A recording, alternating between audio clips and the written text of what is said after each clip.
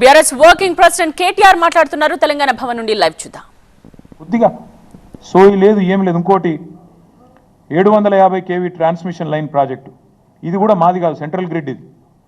అరే ఇవన్నీ గింత పిచ్చిగా, గింత మూర్ఖత్వంగా, గింత అవగాహన రాహిత్యంతో ముఖ్యమంత్రి మాట్లాడితే ఆయన ఏమనాలా? చిప్పు దొబ్బిందనకపోతే నేను దయచేసి నేను మీడియా మిత్రులను కూడా కోరుతా ఉన్నా, ఏది పడితే అది ముఖ్యమంత్రి నోట్లోంచి రాగానే అవేం భగవద్గీత అయిపోదు, అందులోకి వచ్చేటి అని శ్లోకాలు అయిపోవు.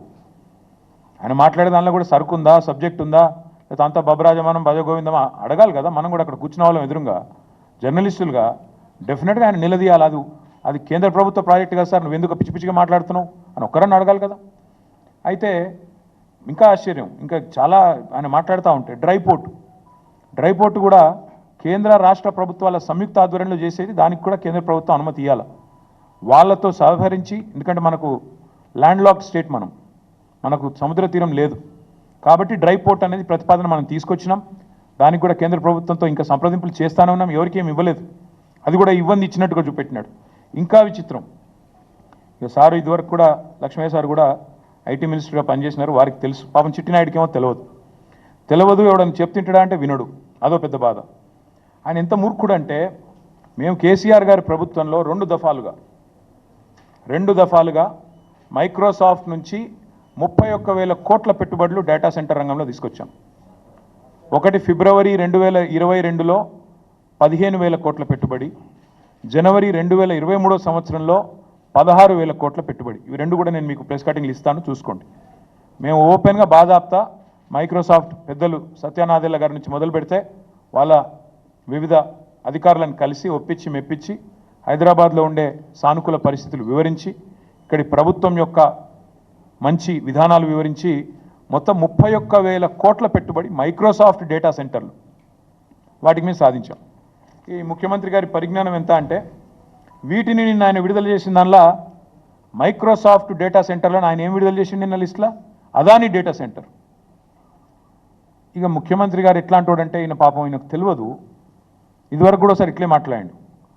సత్యనాదెల్లా అని ఉన్నాడు, ఆయన ఎవరా? విప్రో సీఈఓనా అని మాట్లాడిండు. ఇప్పుడు కూడా గంతే. మైక్రోసాఫ్ట్ డేటా సెంటర్ పెట్టుబడిని ఆనాడు కేసీఆర్ ప్రభుత్వం 31,000 కోట్లు సాధిస్తే అవగాహన లేకుండా, ఇప్పుడు మాట్లాడేటప్పుడు కనీసం అధికారులు చెప్పేదన్న వినాలి కదా. నువ్వు ముఖ్యమంత్రివి, నువ్వు తప్పు మాట్లాడితే రాష్ట్ర గౌరవం మంటగలుస్తుంది. ఏది పడితే అది మాట్లాడడం అనేది ఆయనకు మంచిది కాదు.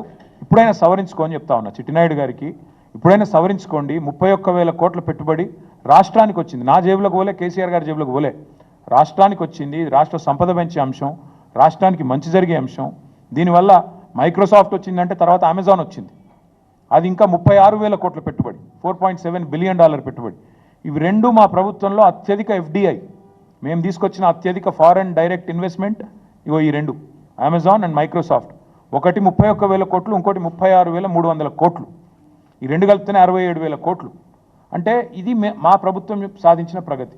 ఇక మీరు ఇంకేదో చూపెట్టిండు, ఏదో దొరకబట్టినట్టు ఈ ఫోటో చూపెట్టిండు. నేను అదానిని కలిసిన, బరాబర్ కలిసిన. ఎడబెట్టిన నేను కలిసి నా ట్విట్టర్లో నా అఫీషియల్ అకౌంట్లోనే పెట్టిన. నేను దాచుకున్నాను. నీ లెక్క 4 గంటలు రహస్య సమావేశాలు చేసినా, లేకపోతే చీకట్లో పోయి కోహినూరు రోడ్ల కాలు పట్టుకున్నాను. బరాబర్ దావోస్లో కలిసినాం. తర్వాత ఏం చేసినాం? ఒక ప్రపోజల్ ఇచ్చిండు, యోగి ఈ పని చేసినాం మేము. KCR rejects Adanis offer. మేము నీ లెక్క మాకు ఏం చేసినా బాజాప్తా చేసినాం తప్ప బేజాప్తా చేసే కర్మ మాకు లేదు. అదానీని మేము ఎన్నడూ ఎంకరేజ్ చేయలే. మేము రెడ్ సిగ్నల్ చూపెట్టినాం, నువ్వు రెడ్ కార్పెట్ వేస్తున్నావు. ఇది వాస్తవం, నువ్వు ఒప్పుకోకపోయినా. ఎస్, ఇది నా అఫీషియల్ ట్విట్టర్ అకౌంట్లో పెట్టినా. నేను దాచుకునేదే ఉంటే, దొంగ చీకట్లో కలుసుకునేదే ఉంటే, నీ లెక్క లుచ్చా పనులు చేసేదే ఉంటే, నేను కూడా నీ లెక్కనే ఇంటికి పిలిపించుకొని రహస్యంగా దొడ్డిదారులకి పిలిపించుకొని కాళ్ళు పట్టుకొని కాళ్ళు ఒత్తుకుంటా 4 గంటలు నేను కూడా కూర్చుంటుంటే. కానీ నీలాగా నాకు చిల్లర పనులు చేసే అలవాటు లేదు.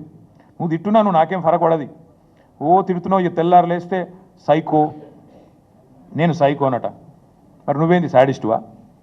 ప్రజలను కొండారెడ్డిపల్లిలో, నాకు తెలియక అడుగుతా, కొండారెడ్డిపల్లి నీ సొంతూరులో ఒక 85 ఏళ్ళ పెద్ద మనిషి సాయిరెడ్డి గారు, మాజీ సర్పంచ్, నీకోసం పనిచేసిండు మొన్న ఎలక్షన్లో. నీ ఫోటో ఇక్కడ గుండె మీద బ్యాడ్జ్ మీద పెట్టుకొని పాప నీకోసం తిరిగిండు పెద్ద మనిషి. గాయన ఇంటికి అడ్డంగా గోడ కడతారో ఎవడన్నా నాకు అర్థం కాదు. అసలు మనిషివేనా నువ్వు, మృగానివా? ఇంటికి అడ్డంగా గోడ కట్టి ఆ ఇంట్లోకి వెళ్ళి పెద్ద మనిషి బయటికి కోరాకుండా చేసి ఆఖరికి ఆయన ఆత్మహత్యకు కారణమైతే ఇలా పోలీసు వాడు కేసు పెట్టాడు. ఆయన బాడీ తీసుకుపోతుంది కూడా ఇరుకు సందులోకి వెళ్ళి తీసుకుపోతాను. ఇంతకంటే హీనమైన పని ఉంటుందా? ఇంతకంటే హీనమైన పని ఉంటుందా అని నేను అడుగుతున్నా. ఏం మనిషి నాకు అర్థం కాదు. శాడిస్ట్ కాకపోతే ఏమనాలి నన్ను? ఇవాళ ఒక అమ్మాయి చనిపోయింది, శైలజ వాంకిడి. ఆ అమ్మాయి అంత్యక్రియలకు మా కోవాలక్ష్మి గారు, ఆమెకు గిరిజన బిడ్డ, ఆదివాసి బిడ్డ, ఆమె పోతానంటే నీకేం నచ్చిందా నాకు అర్థం కాదు. ఇంట్లో హౌస్ అరెస్ట్ చేస్తావా? మా అనిల్ జాదవ్ను అరెస్టు, మా ఖానాపూర్ ఇన్ఛార్జ్ జాన్సన్ అరెస్టు. ఇదేనా ప్రజాపాలన? ఇదేనా ఇందిరమ్మ పాలన? ఎమర్జెన్సీ రోజులను తలపించే విధంగా ఇంటర్నెట్ షట్ డౌను, లగచర్లలో ఇంటర్నెట్ షట్ డౌన్, అక్కడ పోయి అర్ధరాత్రి పోయి బందిపోట్ల మీద దాడి చేసినట్టు నీ సొంత నియోజకవర్గంలో దాడులు. ఇందుకేనా నీ పరిపాలన? ఇంకా సిగ్గుమాలిన పని. నేను చెప్పిన మహబాద్లో 1 year కావస్తోంది. ఈ ముఖ్యమంత్రి ఎవరి కోసం పనిచేస్తున్నాడు? అదానీ కోసం, అల్లుని కోసం, అన్న కోసం, బావమరిదికి అమృతం కోసం. ఇది ఈయన స్థూలంగా చెప్పాలంటే 1 year పరిపాలన. అదాని కోసం, అల్లుడి కోసం, అల్లుడి మ్యాక్స్ బి అండ్ ఫార్మా కోసం, అన్న కోసం, జగదీష్ అన్న కోసం, తిరుపతి అన్న కోసం, బావమరిది సృజన్ రెడ్డికి అమృతం పంచడం కోసం.